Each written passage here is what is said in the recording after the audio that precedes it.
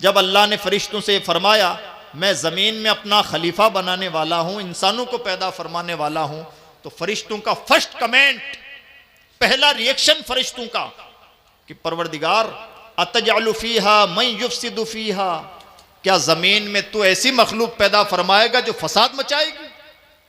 पहला कमेंट इंसानों के ताल्लुक से फरिश्तों का यह है कि इंसान फसादी है। पैगंबर इस्लाम ने अपनी सीरत के जरिए से, अपनी तालीमात के जरिए से इंसानियत को यह दिमाग दिया है कि इंसान जहां कहीं रहे फसाद की जड़ें काटे, और इंसान जहां कहीं भी रहे अल्लाह की मखलूक की इस्लाह का जरिया बने, कहीं पर भी फसाद ना पैदा होने पाए। और इसके बेहतरीन परतव होते हैं अंबिया किराम, और उन अंबिया किराम का परतव और मजहर हुआ करते हैं औलिया किराम। जहां कहीं भी रहते हैं इस्लाह की मुहिम चलाते हैं, जहां कहीं भी रहते हैं लोगों को बुराइयों से रोकते हैं। बल्कि इस्लाम का तो जो बेसिक कॉन्सेप्ट है वो भी दो ही चीजों पर आधारित है। कुंतुम खैरा उम्मा उखरिजत लिन्नास तअमुरूना बिल मारूफ व तनहौना अनिल मुनकर। ऐ उम्मते मोहम्मद, तुम्हें लोगों के लिए जाहिर किया गया है और तुम्हारी दो मुमताज पहचानें हैं। पहली पहचान यह है कि तुम लोगों को भलाइयों का हुक्म देते हो, और दूसरी पहचान यह है कि बुराइयों से रोकते हो। सुभान अल्लाह। ये जो काम है, ये काम करने के सबके अपने अपने अंदाज होते हैं। अल्लाह वालों का ये काम करने का अंदाज ये है कि अल्लाह वाले दिलों को कंट्रोल करते हैं, और जब इंसान का दिल बदल जाता है तो पूरी कायनात का निजाम बदल जाता है। अगर इंसान का दिल ना बदला तो ज़बानी जमा खर्च के असरात देर पा नहीं होते, लेकिन अगर इंसान का दिल बदल जाए, दिल की कैफियत बदल जाए, तो अब आलम यह है कि उसे एक एक चीज सिखानी नहीं पड़ती, उसे एक एक बुराई से रोकना नहीं पड़ता, और एक एक अच्छाई की तरफ उसकी रहनुमाई करने की जरूरत नहीं पेश आती, बल्कि दिल की कैफियत खुद ही उसे हर बुराई से रोकने के लिए काफी होती है और हर अच्छे रास्ते पर गामजन करने के लिए काफी हुआ करती है। तो ये कुछ बातें थीं जो माल से मुताल्लिक लो लेवल की कैटेगरी की। अपर लेवल की कैटेगरी यह है कि हमारे माल हो कि हम हो, सब अल्लाह के यहां बिके हुए हैं। और लो लेवल यह है कि जब अल्लाह के लिए हमारा माल है तो उस माल में किसी तरह की कोई बेईमानी नहीं होनी चाहिए। मान लीजिए अगर किसी बड़े आदमी को हमें कोई तोहफा पेश करना है, आप कपड़े का काम करते हैं और आप कोई बहुत वीआईपी आदमी को अपना कपड़ा तोहफे के तौर पर पेश करना चाहते हैं, तो क्या ऐसा होगा कि आदमी तो आपने बहुत वीआईपी चुना, बड़े वीआईपी आदमी को अपना कपड़ा पेश करना है, लेकिन कपड़े की जो क्वालिटी रखी है बहुत लो लेवल की रखी है। हो सकता है कि जिसको तोहफा पेश करें वो खुश ना हो बल्कि नाराज हो जाए, क्या इतना घटिया कपड़ा देने के लिए आपको मैं ही मिला था। बिला तमसील हमारे माल अल्लाह की बारगाह में बिके हुए हैं। अगर उस माल में किसी घटियापन का मुजाहरा हुआ, अगर हराम की मिक्सिंग हुई, अगर बेईमानी का मुजाहरा हुआ, अगर जो हमने माल कमाया है उससे किसी गरीब का हक मुताल्लिक हुआ, उसमें किसी भी तरह की बेईमानी राह पाई, अल्लाह की बारगाह में जवाबदही बड़ी मुश्किल हो सकती है। इसलिए अजीज दोस्तों, और स्पेशली डिंगरपुर के लोगों से गुजारिश है, अल्लाह का बेपना शुक्र व एहसान है कि यहाँ के लोगों को अल्लाह ने नवाजा है, और बेपना शुक्र व एहसान है कि एक बड़ी अजीम तरीन शख्सियत का दस्ते करम आपके हाथों पर रहा। सुभान अल्लाह। मुजाहिदे मिल्लत ने अपनी जान भी अल्लाह के हवाले रखी, बार बार जेल जाते रहे, ना अपनी इज्जत को इज्जत समझा, ना अपने माल को अपना माल समझा, ना अपने वक्त को अपना वक्त समझा, बल्कि अजीम तरीन माली तौर पर भी अजीम तरीन शख्सियत होने के बावजूद, रईस आजम होने के बावजूद अपनी जान का नजराना भी राह खुदा में, अपनी माल का नजराना भी राह खुदा में, अपनी इज्जतों का नजराना भी राह खुदा में, तब जाके कोई मुजाहिदे मिल्लत बनता है। सुभान अल्लाह, सुभान अल्लाह। मुसम्मत है हमारा अहद तो अलकाब के लिए। एक दानिश्वर ने अच्छी बात कही, हमारे अहद में अलकाब अपने मानी छोड़ चुके हैं। मुजाहिदे मिल्लत वो शख्सियत हैं जिनका लकब उनकी शख्सियत पे फपता है, उनकी शख्सियत पर बजा तौर पर मुंतबिक होता है, और वाक़तन मुजाहिदे मिल्लत है जो जुल्म की आंखों में आंखें डाल के बात करने की हिम्मत रखते थे, और जालिम की आंखों में आंखें डालकर बात करने की हिम्मत मर्द खुदा के अंदर ही हो सकती है, हर एरे गेरे के अंदर नहीं हो सकती। आज तो कहने की बातें नहीं हैं, लेकिन दुम दबाने सी कैफियत नजर आती है हमा जहद। मुजाहिद मिल्लत वो थे। हालात कभी भी जमहूरियत में हालात बहुत ज़्यादा साजगार अहले ईमान के हक में कभी नहीं होते, जमहूरियत का मिजाज ही ऐसा रहा है। लेकिन जब कोई दिल से मुजाहिद मिल्लत होता है तो जमहूरियत को भी अपना ताबाई फरमान बना लेता है। सुभान अल्लाह, सुभान। मुजाहिद मिल्लत जान से, माल से, इज्जत व आबरू से, वक्त से हमा जहद तैयार रहते थे और अपनी कुर्बानियां राह खुदा में पेश किया करते थे। भले उसके लिए जेल जाना पड़े गए, भले उसके लिए सजाएं झेलनी पड़ी झेली, भले उसके लिए कोर्ट कचहरियों के चक्कर लगाने पड़े लगाए, भले उसके लिए किसी बड़े आदमी के दरवाजे पर बार बार आना जाना पड़ा आए गए, लेकिन कभी भी अल्लाह के रसूल के मिशन से समझौता नहीं किया।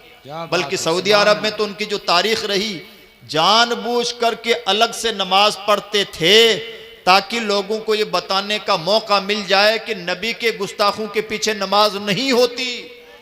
जानबूझ के पढ़ रहे हैं ताकि लोग पूछें कि जनाब आप अलग से क्यों नमाज पढ़ रहे हैं। अलग से इसलिए पढ़ रहा हूं कि आपने जिनके पीछे पढ़ी है उनका सरे रिश्ता गुस्ताखों से मिलता है और गुस्ताखों के पीछे नमाज नहीं अदा नहीं होती। वाह वाह। यानी जानबूझ करके अपना सर ओखली में देने वाला काम किया है मुजाहिद मिल्लत में, तब मुजाहिद मिल्लत कहलाते हैं। ये मिजाज रहा और यही मिजाज मोमिनाना मिजाज है। और जब मोमिनाना मिजाज पैदा होता है तो एक आदमी एक दुनिया तक महदूद नहीं रहता, इल्मी तौर पर भी वो बड़ा हो जाता है, फिक्री तौर पर भी बड़ा हो जाता है, हमा जहत व शख्सियत बड़ी हो जाती है। हम हज़रत सैयदना अबू बकर सिद्दीक को निगाह इश्क से देखते हैं और हम ये पाते हैं कि रसूलुल्लाह के अजीम दीवाने हैं, यार गार हैं।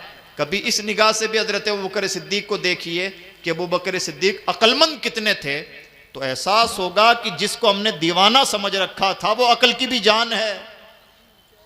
बेहतरीन एग्जाम्पल है कि जब पैगंबर इस्लाम का विसाल हुआ, हुजूर नबी अकरम सल्लल्लाहु अलैहि वसल्लम ने विसाल से पहले हजरत उसामा इब्ने ज़ैद की सरबराही में एक लश्कर रवाना फरमा दिया था और वो लश्कर रवाना होता इससे पहले हुजूर नबी अकरम सल्लल्लाहु अलैहि वसल्लम का बुलावा आ गया और अब जाहिर सी बात है कि बड़ा खलफशार मच गया और एक अजब गोमगो की कैफियत सहाबा किराम की थी। सहाबा किराम के लिए उससे ज़्यादा नाजुक घड़ी कोई नहीं हो सकती कि पैगंबर इस्लाम इस दुनिया से अपने खालिक हकीकी से जा मिले, बल्कि क़यामत तक के लिए अहले ईमान के लिए गम वो गम है जो है एक हदीस पाक में फरमाया गया कि मेरी उम्मत से मौत के वक्त जो तकलीफ़ें, हदीस का मफहूम पेश कर रहा हूँ, मौत के वक्त जो तकलीफ़ों में आसानी पैदा होगी और अल्लाह मेरी उम्मत को नवाजेगा, उसका एक रीज़न यह है कि मेरी उम्मत को क़यामत तक मेरे विसाल का गम लाहिक होता रहेगा। यानी गमे रसूल सिर्फ सहाबा के लिए नहीं था, गमे विसाल रसूल क़यामत तक की इंसानियत के लिए है, क़यामत तक के अहले ईमान के लिए है और वो गम गम नहीं है बल्कि नजात का जरिया है। सुभान अल्लाह, हक है। सहाबा का क्या कहना, जो रसूलुल्लाह के जानिसार, जिन्होंने अपनी निगाहों से रसूलुल्लाह का दीदार किया हो, जिन्होंने वो सोहबत पाई हो, जिन्होंने अपने दिलों का तज़किया उनकी ज़ात से किया हो, उनकी दिलों की क्या कैफियत। हज़रत उस्मान गनी रज़ी अल्लाह तआला अन्हु के सामने से एक शख्स साहबी गुजरे और हज़रत उस्मान ने गनी को सलाम किया, उन्होंने जवाब नहीं दिया। दोबारा सलाम किया, फिर जवाब नहीं दिया। तीसरी बार सलाम किया, फिर भी जवाब नहीं दिया। कज़िया पहुंचा हज़रत सैयदना अबू बकर सिद्दीक के पास और कहने लगे कि अमीरुल हज़रत उस्मान को मैंने 3 मरतबा सलाम किया, उन्होंने मेरे सलाम का जवाब नहीं दिया। हज़रत सैयदना अबू बकर सिद्दीक ने दरियाफ्त फरमाया कि आपने ऐसा क्यों किया, तो हज़रत उस्मान ने गनी फरमाते हैं इसने मुझे सलाम ही नहीं किया। वो कहने लगा हुजूर मैंने आपको एक नहीं 3 मरतबा सलाम किया है। बाद में जब बहुत तफ्तीश हुई तो पता चला हुजूर नबी अकरम सल्लल्लाहु अलैहि वसल्लम के विसाल के बाद हज़रत सैयदना उस्मान गनी रज़ियल्लाहु तआला अन्हु को कभी कभार गम की कैफियत जो तारी होती तो उसका आलम यह होता कि इस मस्ती में रहते कि वो भूल जाते कि सामने कौन है और क्या कह रहा है। यह था गमे रसूल। अजीम तरीन आशिक रसूल हज़रत सैयदना अबू बकर सिद्दीक। और इस इश्क के बावजूद जब हुजूर का विसाल हुआ तो कमान भी संभालनी है। हुजूर ने जो लश्कर रवाना फरमाया था उस महाज को भी अंजाम तक पहुंचाना है। और कुछ नए फितने पैदा हो गए कि कुछ लोगों ने हुजूर के बाद में नबुव्वत का ऐलान करना शुरू कर दिया। कुछ लोगों को खुमार सवार हुआ और वो इर्तदाद के रास्ते पर चले गए और कुछ लोगों ने यह कहना शुरू कर दिया कि हम मुसलमान तो बाकी रहेंगे लेकिन ज़कात नहीं देंगे। तो ये नए फितने भी खड़े हो गए हज़रत अबूबकर सिद्दीक जैसी अजीम तरीन शख्सियत से। उधर गम का आलम यह है कि हज़रत सैयदना फारूक आज़म ने अपने हाथ में तलवार सौंत ली और कहने लगे अगर किसी ने यह कहा कि हुजूर का विसाल हो गया है तो उसका काम तमाम कर दिया जाएगा। यह गम की कैफियत थी। लेकिन इसके बावजूद हज़रत अबूबकर सिद्दीक अजीम तरीन आशिक रसूल और अक्ल का आलम यह कि इस नाजुक तरीन सिचुएशन को भी कंट्रोल कर लेते हैं। और एक तरफ से नहीं, इधर सहाबा की तरफ से भी कंट्रोल करते हैं, उधर जो लोग नबुवत के दावेदार हैं उनसे भी निपटते हैं, जिन लोगों ने ज़कात देने से इनकार किया है उन्हें भी अंजाम तक पहुंचाते हैं, और जो लोग इस्लाम से बरगश्ता हो गए हैं उनसे भी महाज़ारा हैं। और चौथा ये कि हुजूर ने जो हज़रत ज़ैद इब्न उसामा इब्न ज़ैद रज़ियल्लाहु ताला अन्हु के सरबराही में लश्कर रवाना फरमाया था, वो महाज भी अपनी जगह कायम था। उस महाज के लिए भी हज़रत अबूबकर सिद्दीक रज़ियल्लाहु ताला अन्हु ने जूं का तू लोगों को भेजा। सहाबा किराम को बड़ी तशवीश लायक हुई और सहाबा कहने लगे कि हुजूर एक छोटा सा लश्कर है, अगर उस लश्कर को इतनी टुकड़ियों में तकसीम कर दिया जाएगा तो लश्कर लश्कर नहीं रह जाएगा बल्कि टुकड़ियां बन जाएंगी, और ऐसे में हो सकता है कि हमारा भरम निकल जाए। और इस वक्त हमारे सामने सबसे बड़ा चैलेंज ये है कि हुजूर के बाद में हम अपना भरम बचाएं। नई दुनिया फतेह हो कि ना हो, हुजूर के बाद में भरम बचाना हमारे लिए सबसे ज्यादा जरूरी है। बार बार सहाबा ने मशवरा दिया, हजरत अबूबकर सिद्दीक ने किसी महाज पर कोई समझौता नहीं किया, और आपका नुक्ता नजर यह था कि हुजूर के जाने के फौरन बाद हम समझौतों पर उतर आए। यह हजरत अबूबकर सिद्दीक का नुक्ता नजर था। सहाबा किराम की तशवीश ये थी कि एक लश्कर से आप कितना काम लेंगे, एक एक लश्कर को अगर 4-4 हिस्सों में डिवाइड किया जाएगा तो टुकड़ियों में तब्दील हो जाएगा और हमारा भ्रम निकल जाएगा। ये बहुत अजीब तरीन और नाजुक तरीन सिचुएशन थी और कोई कमजोर मरहला नहीं था। लेकिन इसके बावजूद हजरत अबूबकर सिद्दीक ने किसी की ना मानी और बतौर अमीरुल मोमिनीन हजरत उसामा का लश्कर भी रवाना किया। जो ज़कात के इनकारी थे उनसे भी महाज़ारा हुए, जो मुर्तद हो गए थे उन्हें भी अंजाम तक पहुंचाने की कोशिश आपने फरमाई, और जिन लोगों ने ज़कात देने से इनकार कर दिया था, नबूवत का ऐलान कर दिया था, आपने उनके पास भी लोगों को भेजा, एक टुकड़े को भेजा।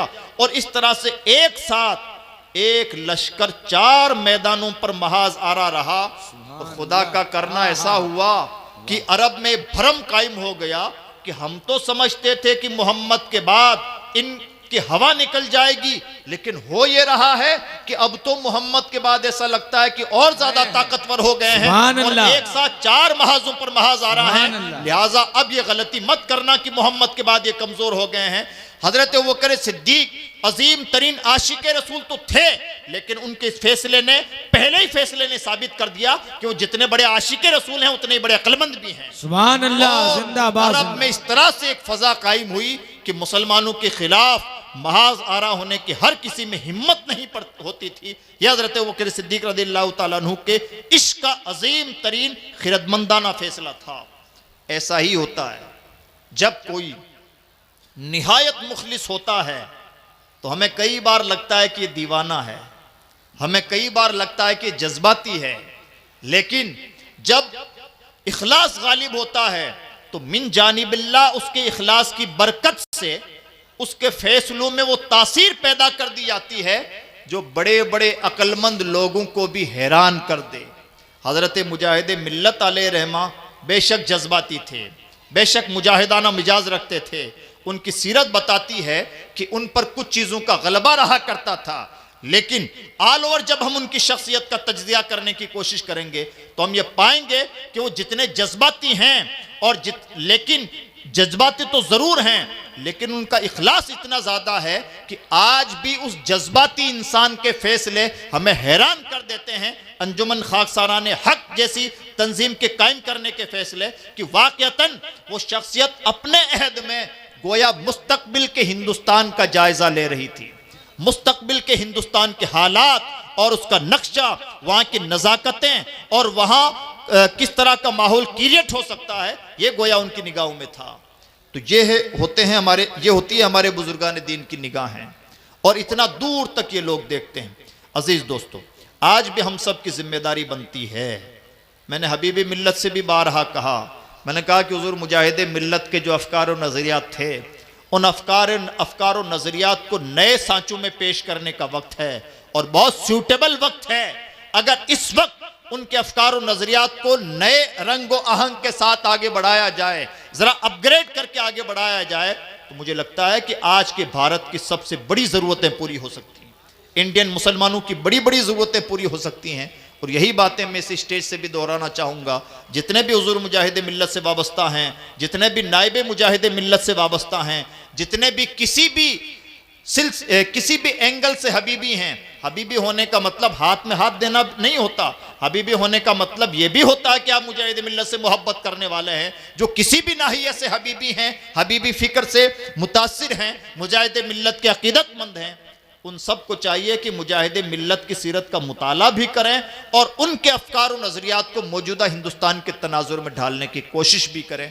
अगर हम ऐसा करते हैं तो हम उनके साथ भी वफादारी करेंगे और मौजूदा भारत के मुसलमानों के लिए भी बड़े भलाई के काम कर सकेंगे। मैं उम्मीद करता हूं कि इंशाअल्लाह हम ऐसा करने की कोशिश करेंगे। मुझे बहुत खुशी है कि मुफ्ती ग़ुलाम रहमानी साहब ने यहाँ पर ये सेंट हबीबिया गर्ल्स स्कूल कायम किया है, जो मॉडर्न एजुकेशन का और इस्लामिक एजुकेशन का एक संगम इदारा है। अल्लाह करे कि ये इदारा उसी तरह से ख्वाबों की ताबीर बने जिस तरह से आज के भारत के मुसलमानों को ज़रूरत है, और उम्मीद की जाती है कि इंशाअल्लाह ये उस दर्जे तक इस इदारे को ले जाएंगे। हम सब की कुछ जिम्मेदारियां बनती हैं, बहुत सारे काम होते हैं जो इनफिरादी सतह पर अंजाम नहीं पाते, बल्कि वो इज्तिमाइयत का तकाजा करते हैं। जो मशवरे दे सकते हैं, अच्छे मशवरे दे सकते हैं, वो अच्छे मशवरे दें। जो दो पैसे दे सकते हैं, पैसे दें। और जो अपने बच्चों का एडमिशन करवा सकते हैं या किसी और का एडमिशन दिलवा सकते हैं, वो एडमिशन दिलवाएं। और जो कुछ नहीं कर सकते, वो पीठ थपथपाएं कि काम बहुत अच्छा है, करते रहिए। ये हम सब की इज्तिमाई जिम्मेदारी बनती है और आज के हालात हमसे तकाजा करते हैं। हमारा अलमिया यह है कि कई मरतबा हम इतने ज़्यादा नेगेटिव माइंड हो जाते हैं कि ना काम करते हैं ना करने देते हैं। और इस अजीब किस्म की मश्क ने, 70 साला मश्क ने हमें इतना नॉर्मल कर दिया है कि हमारा खून पानी जैसा सस्ता हो गया है। हमारी अपनी कोई कदर नहीं रही, हमारे अपनी हिमायत में खड़े होने वाले लोग नहीं रहे, हमारे अपने अफराद, कीमती अफराद हमारे ही दरमियान से ज़ाय हो जाते हैं और हम रोना ही रोते रह जाते हैं। और हम अपने इन कमज़ोर कंधों पर उठाकर बहुत सारे लोगों का लाशा उठाकर ज़ीरो से हीरो बना देते हैं, लेकिन सेम टाइम अपने काम के लोगों की कदर करना भी हम नहीं जानते। ये बुराइयां हमें अपने अंदर से ख़त्म करनी होंगी। आज भी बहुत सारे मुजाहिद मिल्लत के ग़ुलाम इसी मुआशरे में ज़िंदा हैं। शर्त यह है कि उन्हें कोई पुश करने वाला हो, उन्हें कोई उठाने वाला हो, उनकी कोई हौसला अफजाई करने वाला हो, उन्हें कोई सही डायरेक्शन दिखाने वाला हो। और याद रखें, कीमती लोग आसमान से नहीं टपकते, इसी ज़मीन से पैदा होते हैं, इन्हीं हालात से जन्म लेते हैं। हमारी अपनी इज्तिमाई जिम्मेदारी बनती है कि जो कोई भी भला काम कर रहा है उसका सपोर्ट करें, जो नहीं कर रहा है उसे बाकार बनाने की कोशिश करें, जिससे गलतियां हो रही हैं उसकी मुखलिसाना इस्लाह करें, और कम से कम ये तो ना करें कि भले काम के रास्ते में रोड़ा डालें। यह हम सब की इज्तिमाई जिम्मेदारियां बनती हैं। मैं उम्मीद करता हूं कि इंशाअल्लाह हम ऐसा करने की कोशिश करेंगे। अल्लाह ने आपको 2 पैसे दिए हैं तो खुदा के लिए गुजारिश है, अपने पैसों का मुल्क के बेवकूफ़ मुसलमानों की तरह सिर्फ शादी ब्याह, अपने घर को चमकाने और अपनी गाड़ियों की कतारों पे मत खर्च कीजिए। ये बेवकूफ़ कौमों की निशानी है और ये निशानियां सबसे ज़्यादा हमारे अंदर पाई जाती हैं। अल्लाह ने 2 पैसे दिए हैं तो पैसे से पैसे बनाइए। मैं नहीं कहता कि आप अपने पैसे बटोर के मदरसे या मस्जिद में डाल दीजिए। मैं ये ज़रूर कहूँगा पैसे से पैसे बनाना सीखिए, ये भी तो बिजनेस का हिस्सा है, लेकिन स्टाइल चेंज कर दीजिए। पैसे से पैसे बनाने का तरीका होटल का रास्ता मत अपनाइए, रिसोर्ट का रास्ता मत अपनाइए, प्रॉपर्टी का रास्ता कम अपनाइए। पैसे से पैसे बनाने का तरीका यह है कि कीमती स्कूल कायम कीजिए, अच्छी फीस लीजिए और उससे पैसे भी अर्न कीजिए और अपनी कौम की खिदमत भी कीजिए। पैसे से पैसे बनाने का तरीका यह है कि हॉस्पिटल कायम कीजिए ताकि गरीबों का अच्छा इलाज भी हो सके। उसमें किसी की जेब मत काटिए, गर्दन मत काटिए, इंसानियत को भी बरकरार रखिए। इंशाअल्लाह अल्लाह रब्बुल इज्जत गरीबों की दुआओं की बदौलत आपको पैसे भी देगा, इज्जत भी देगा और मिल्लत की खिदमत भी होगी। पैसे से पैसे बनाने का तरीका यह है कि कोचिंग सेंटर कायम कीजिए, मैं नहीं कहता कि मुफ्त में हर काम कीजिए, फीस लीजिए, वाजिबी फीस भी लीजिए, लेकिन काम वो कीजिए, ये पैसा इन्वेस्ट वहां कीजिए जहां से मिल्लत की भलाइयां वाबस्ता हों। वरना याद रखें, बड़े बड़े सरमायादार पैदा हुए, बड़े बड़े तुर्रम खां पैदा हुए, और मैं फिर अर्ज करूं, हमारे पास 2 पैसे तो हैं, लेकिन इतने भी पैसे नहीं कि मुल्क के अमीरों की लिस्ट बनाई जाए तो हमारा नाम आए। इस खुशफहमी में भी मत रहिएगा। हमारे पास दाल रोटी का सा इंतज़ाम है। ये जो कुछ इंतज़ाम है, ये 2 पैसे हैं। चूंकि प्रोफेशनल तौर पर हमने नहीं कमाए, इसलिए हमें लगता है कि बहुत अजीम हैं। माफ़ कीजिएगा, बहुत अजीम नहीं हैं। और मुल्क की इकोनॉमी की जब बात होती है तो उसमें हमारा कोई बहुत ज़्यादा शेयर नज़र नहीं आता। पैसे से पैसे बनाने का तरीका यह भी है, अपने लोगों को प्रोफेशनल बिजनेस की ट्रेनिंग दीजिए, एक्सपोर्ट इंपोर्ट सिखाइए, और प्रोफेशनल बिजनेसमैन बना कैसे जाता है और कौन कौन से कोर्सेज करवाए जाते हैं। IIM में हमारे अपने बच्चे हों, ताकि हमारे बच्चे जान सकें कि एक छोटे से घर से किसी बड़ी सी बड़ी कंपनी का मालिक कैसे बना जाता है। अपने नस्लों को ये चीज़ें सिखाइए ताकि इज्जत भी हासिल हो और मिल्लत की खिदमत भी हो, हमारी दुनिया भी बली हो, हमारी आखिरत भी बली हो, और हम 2 पैसों से अपनी दुनिया ही ना बना पाएं बल्कि अपनी आखिरत भी बना सकें। ये कुछ गुजारिशें हैं और मैं उम्मीद करता हूं कि समझदार लोग समझदारी का मुजाहरा करेंगे। हुजूर सदरुल अफाजिल अल्लामा सैयद नईमुद्दीन मुरादाबादी का, उन्होंने उस अहद में रोना रोया है जिस अहद में हमारी तरजीहात आज तो कतन ठीक नहीं है और उस वक्त भी कुछ ज़्यादा ठीक नहीं थी। अस्सवादुल आज़म में वो चीखते थे कि अगर हमने ये समझ रखा है कि हमारी जिम्मेदारियां सिर्फ दरसगाहों की तदरीस से या दारुल इफ्ता में बैठकर फतावा लिख देने से या चंद किताबें तसनीफ़ कर देने से या मिंबर व महराब की वाजिबी जिम्मेदारियां निभा लेने से पूरी हो जाती हैं, तो ये गलती है। इस वक्त एक जमहूरी मुल्क का कानून लिखा जा रहा है और तमाम कम्युनिटीज़ अपने अपने मफादात कानून साजों के सामने रख रही हैं। ऐसे में अगर हमने उसमें अपना शेयर नहीं डाला, दानिश्वरी से काम नहीं लिया, तो हो सकता है कि आने वाले ज़माने में हमें उसका ख़तरनाक खमियाजा भुगतना पड़े। एक फ़कीर इस तरह से चीखता चिल्लाता रहा, अपनी आवाज़ें लगाता रहा, सुनने वालों ने सुना और एक बड़ी तादाद ने अनसुनी की, और आज उसका बदतरीन खमियाजा हम अपनी निगाहों के सामने देख रहे हैं। तो ऐसे गिनती के लोग होते हैं। एक बार दुरूद शरीफ पढ़ लीजिए। अल्लाहुम्मा सल्ली अला सय्यिदना शफीना हबीबना नबियना मौलाना मुहम्मदिन बारिक वसल्लिम सल्लु अलैहि सलातु व सलामुन अलैका या रसूल अल्लाह सल्लल्लाहु तआला अलैहि वसल्लम। जिन भाइयों को दाएं बाएं देखना ना, वो ढंग से एक बार देख लें। 1-2 मिनट के लिए दाएं बाएं जिनको देखना है, जितना देखना है देख लीजिए। पता नहीं क्या नज़ारे नज़र आ रहे हैं, ढंग से देख लें। और जिन्हें चाय पानी भी करना है बहुत इत्मीनान से कर लें, और इन सब से फ्री हो जाएं तो कुछ बातें जो मैं रो रहा हूँ दुखड़ा वो भी सुन लें। और माइक वाले भाई से गुजारिश है कि इको बंद कर दें। ये भी हमारा लम्हा है कि हमें बात कहने का मौका नहीं मिलता, और कहने का कहीं गैर संजीदा माहौल में मौका मिलता है तो हम बावर करवाते हैं कि आप गलत हैं या हम गलत हैं। हमारे मिजाज से शायरी हम आहंग होती है, और शायरी तख़य्युल का नाम है, हवाओं में रहने का नाम है। बेचारे शायर की ज़िंदगी इसे में गुजर जाती है कि क्या काफ़िया बांधा है और क्या अल्फाज लेके आए हैं और क्या लफ्ज़ मुनासिब जगह पर पिरोया है, और इसी वहमा वहमी में ज़िंदगियाँ गुजर जाती हैं। और बदकिस्मती से वही मिजाज हमारा बन गया है। तो इसलिए इन चीज़ों से ज़रा ऊपर उठें, हालात को पहचानें, और जो बातें एक अजीम शख्सियत का उर्स है और एक अजीम शख्सियत के परवरदा शख्सियत का उर्स है। 11 साल की उम्र में उनका स्टेट अलग है, नायब मुजाहिद मिल्लत का स्टेट अलग है, उम्र में ज़मीन व आसमान का फ़र्क है, लेकिन 11 साल की उम्र के बच्चे को एक बुज़ुर्ग शख्सियत गोद ले रही है, अपने आगोश में उसकी परवरिश कर रही है, उसका ख्याल रख रही है, उसके लिए तालीमी मंसूबे बना रही है, फिर उसको मक्का की सरजमीन पढ़ने के लिए भेज रही है। क्या ये तमाशे हैं? ये एक विज़न है। अफराद साजी कैसे की जाती है, हीरे कैसे उठाए जाते हैं और उन्हें कैसे तराशा जाता है और कीमती बनाया जाता है। और जौहरी की निगाहें जब हीरा पहचानती हैं तो दुनिया आखिर कहने पर मजबूर होती है कि वाक़तन वो अफराद शिनास थे, और जब ये चीज़ें नहीं होती तो उसका बदतरीन खमियाजा भी हमें भुगतना पड़ता है। जब से सोना पीतल एक भाव तुलने लगा है तो हमारे यहाँ कोई नया एपीजे अब्दुल कलाम नहीं पैदा होता, और जब मुजाहिद मिल्लत जैसी निगाहें थीं तो नायब मुजाहिद मिल्लत जैसे पैदा होते थे। सुभान अल्लाह। तो इस तरह से आज हमारी जिम्मेदारी बनती है कि इस मिशन को समझने की कोशिश करें।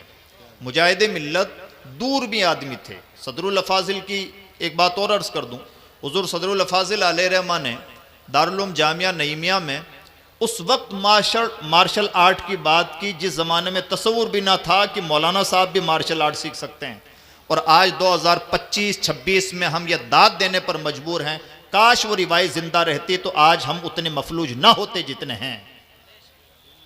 इसी तरह से अंजुमन खाकसारान हक जो आज तकरीबन वर्दी तक महदूद रह गई है, अल्लाह उसे नशत सानिया अता फरमाए।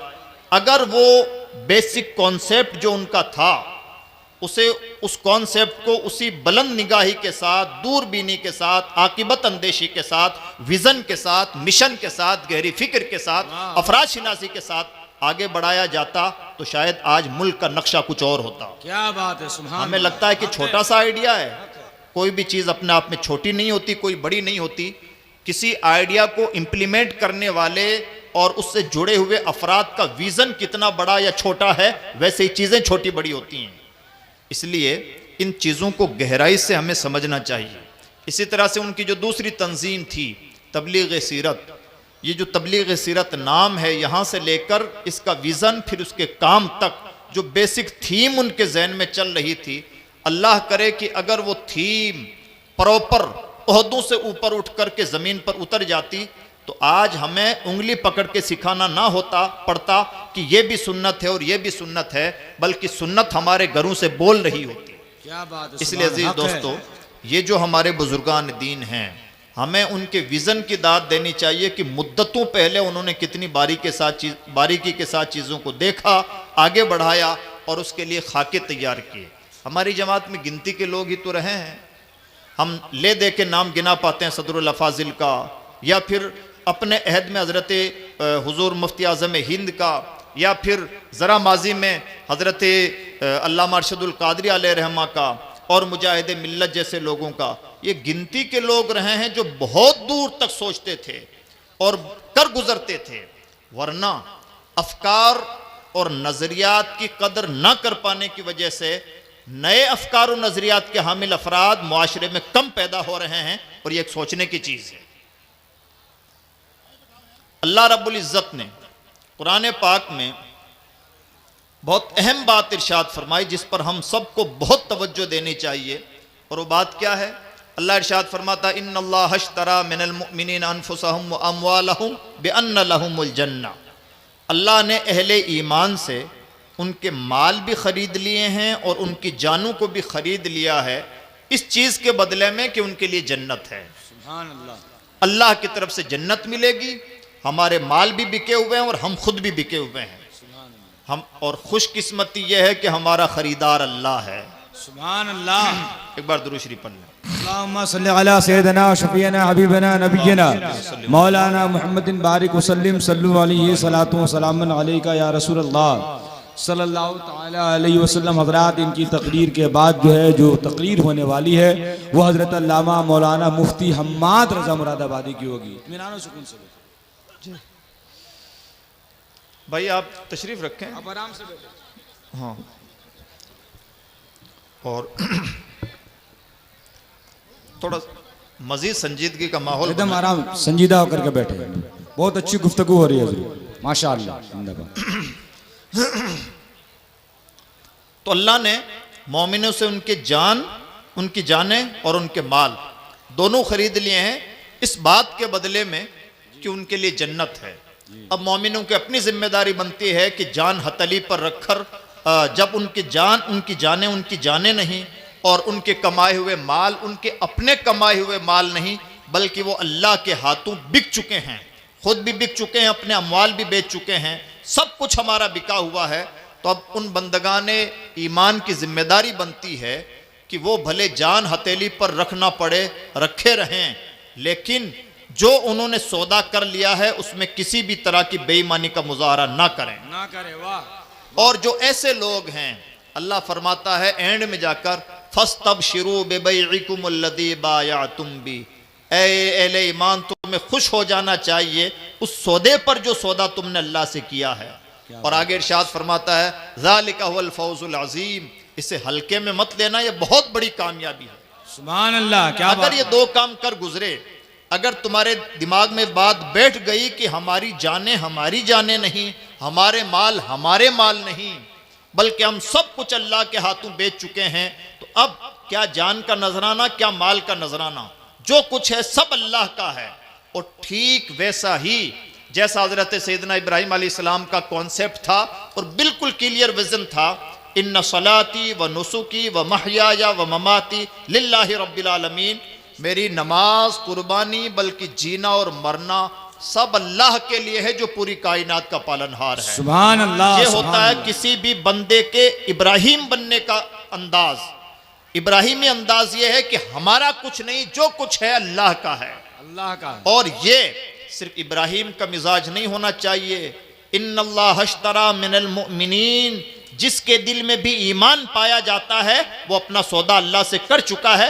हर बंदा मोमिन का वही मिजाज होना चाहिए जो मिजाज हजरत रोल मॉडल शख्सियत हजरत सैयदना इब्राहिम खलीलुल्लाह का था। सुभान अल्लाह, सुभान। अब अजीज दोस्तों, जब ये बात दिलो दिमाग में समा जाती है कि हमारा माल नहीं और हमारी जानें नहीं, तो ऐसा आदमी इस बात की कतअन परवाह नहीं करता कि मेरे साथ क्या हो रहा है, मैं क्या कर रहा हूं, या उसके पास कोई कैलकुलेशन नहीं होता कि मैंने इतना खर्च कर दिया और इतना बचा लिया, या 2.5% ही देना चाहिए और इतना बचाना चाहिए। उसका कैलकुलेशन, आम इंसानों का कैलकुलेशन यह है कि 2.5% देना है और इतना देना है और इस बहाने देना है। अल्लाह वालों का कैलकुलेशन यह होता है हयात व ममात सब अल्लाह के लिए है। जी रहे हैं तो अल्लाह के लिए और मर रहे हैं तो अल्लाह के लिए। सुभान अल्लाह, अगर सुभान अल्लाह अल्लाह। रब्बुल इज्जत की तरफ से ख्वाब में इशारा दे दिया जाए कि अपने अजीज तरीन बेटे की कुर्बानी पेश करनी है तो हिचकिचाना नहीं। और अगर अल्लाह की तरफ से अल्लाह को मंजूर हो कि इब्राहिम को आग में डाला जाए और इब्राहिम की जान ही चली जाए, तब भी पीछे नहीं हटना है। ये मिजाज होता है बंदगान ईमान का मिजाज, ये मिजाज होता है खलीलुल्लाह वाला मिजाज, ये मिजाज होता है अल्लाह के खास बंदों का मिजाज। तो हज़रत इब्राहिम खलीलुल्लाह अलैहिस्सलाम की अजीम तरीन शख्सियत जो पूरी कायनात के लिए रोल मॉडल है, और मैं रोल मॉडल इसलिए कह रहा हूँ कि कुरान पाक ने इमामत व क़यादत की जो बात की है वो इब्राहिम खलीलुल्लाह के लिए की है। इन्नी जाइलुका लिन्नासी इमामा, इब्राहिम मैं तुझे लोगों की इमामत अता फरमाऊंगा। और इसी तरह से एक मौके पर इरशाद फरमाया इन्ना इब्राहिम काना उम्मा, इब्राहिम एक कामयाब लीडर शख्सियत थी, इब्राहिम अपने वक्त के इमाम थे। कानितन लिल्लाह हनीफा वलम यकु मिनल मुशरिकीन, इब्राहिम की शान यह है कि सब कुछ अल्लाह के लिए निछावर कर देने वाले और सबसे रिश्ता नाता तोड़कर सिर्फ अपने रब से रिश्ता रखने वाले और तौहीद में सबसे ज्यादा मजबूत मिजाज रखने वाले शख्सियत है हजरत सैयदना इब्राहिम खलीलुल्लाह अलैहिस्सलाम। तो यह हजरत सैयदना इब्राहिम खलीलुल्लाह अलैहिस्सलाम का मिजाज रहा। इसका जो लो लेवल होता है, बहुत लो लेवल, वो ये होता है कि बंदा माल कमाने से पहले खूब छान फटक ले कि ये माल मैं जो कमा रहा हूं पहले से सौदा कर चुका हूं कि मेरा इन फ्यूचर कमाया जाने वाला माल भी अल्लाह का माल है। और जब अल्लाह के लिए बंदा कमा रहा है तो उसमें किसी तरह का खोट नहीं होना चाहिए, उसमें किसी तरह की बेईमानी नहीं होनी चाहिए। और इसी लेवल को निखारने के लिए पैगंबर इस्लाम ने इरशाद फरमाया, वो ताजिर जो सच्चाई के साथ और अमानतदारी के साथ तिजारत करता है उसका हशर नबियों और शहीदों सिद्दीकों के साथ होना है। सुभान अल्लाह। सवाल यह पैदा होता है कि इंसान अपने बीवी बच्चों को के लिए दाल रोटी का इंतजाम करने के लिए खा कमा रहा है और उसका हशर नबियों की सफ में हो रहा है, नबियों शहीदों के साथ हो रहा है। क्या ताल्लुक है इनका इन अजीम तरीन हस्तियों से? ये कोई किसी तरह की कोई निस्बत नजर नहीं आती, कोई बाजार ताल्लुक नजर नहीं आता। इस खाक को इन पाक नफूस से किसी तरह का कोई ताल्लुक नहीं होना चाहिए। कहाँ सफ़े अंबिया और कहाँ अपने बीवी बच्चों का पेट पालने के लिए शबो रोज जंग मेहनतें करने वाला इंसान। बुनियादी बात यह है, ये जो दो लफ्ज़ हदीस में इरशाद फरमाए गए हैं, सच्चाई और अमानतदारी। आज भी अगर अहले ईमान को समझ में आ जाए तो मार्केटिंग का सबसे बड़ा फंडा यही दो लफ्ज हैं। अगर इंसान ये बात गांठ बांध कर रख ले कि मुझे मार्केट में ईमानदारी बरतनी है, मैं सच कहता हूं उसे मार्केटिंग का कोई दूसरा रास्ता अपनाने की जरूरत नहीं। वो भले वो बीबीए और एमबीए उसने ना कर रखा हो, भले प्रोफेशनल बिजनेसमैन ना हो, भले उसके लिए लंबा चौड़ा एडवर्टाइजमेंट ना हो, लेकिन इसके बावजूद अगर मार्केट में बात चली जाए कि ये बड़ा सच्चा आदमी है, ये सबसे बड़ी मार्केटिंग है। यानी एक तरफ बिजनेस की लंबी चौड़ी डिग्रियां हैं, एक तरफ मेरे नबी का एक लफ्ज है।